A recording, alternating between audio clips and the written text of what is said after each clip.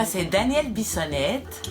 Je vais vous raconter un tout petit extrait du conte La Barbe Bleue. C'est une des 100 versions qu'on peut trouver ici au Québec.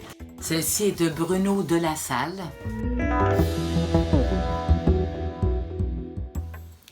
Elle entre dans le château, la jeune fille courageuse. Et elle est toute émerveillée. C'est un palais magnifique, si beau, où tout illuminé, si bien éclairé que c'est comme si elle y avait toujours vécu.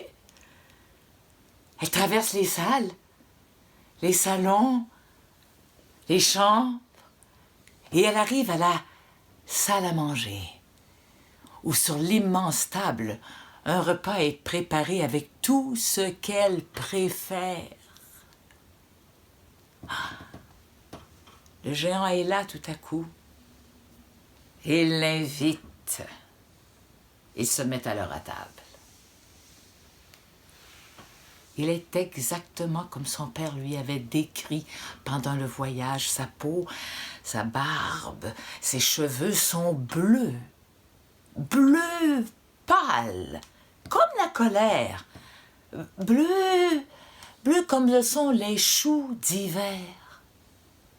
Et pourtant, une terrible tristesse est là, dans son regard. Quand ils ont fini de manger, il l'invite à lui montrer sa chambre. Et puis il se retire, sans rien dire.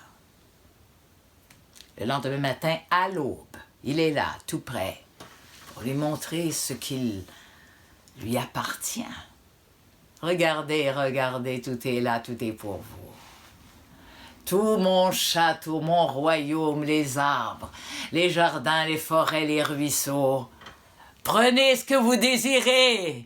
Mais elle est là, admire, regarde, ne veut rien. C'est lui qui doit essayer de deviner ce qu'elle aimerait demander. Les journées se passent comme ça, les deux, à marcher, parler, s'entendre, à se dévoiler sans rien dire. De lui, elle n'avait plus peur, non, ni de son aspect étonnant. Mais lui, plus le temps avançait, et plus il paraissait inquiet. C'était comme s'il avait craint qu'un bruit ou un mouvement puisse venir briser une espérance qu'il ignorait. Elle lui avait demandé des nouvelles de ses 3 sœurs. Il n'en avait pas inventé. Il avait dit « Elles sont mortes à cause de leur impatience. » Il n'avait rajouté rien de plus. Un matin, 1 an plus tard, il arrive avec son trousseau de clés et lui donne. « Je vous laisse les 100 clés de ma maison. Allez où vous voulez. Prenez ce que vous désirez. Invitez qui vous voulez, mais une seule chose, n'allez pas dans la chambre basse où je tiens ce qui m'appartient. Je vous prie de n'y point aller, sinon je ne réponds de rien. » Il y avait de ça tout d'un coup, d'un souffle, et il s'était parti. Elle n'attend pas longtemps. Elle sait qu'il faut qu'elle découvre ce que cette maison lui cache. Elle prend les clés, descend les escaliers qui mènent jusqu'au bas du château, entre dans ce couloir noir et arrive devant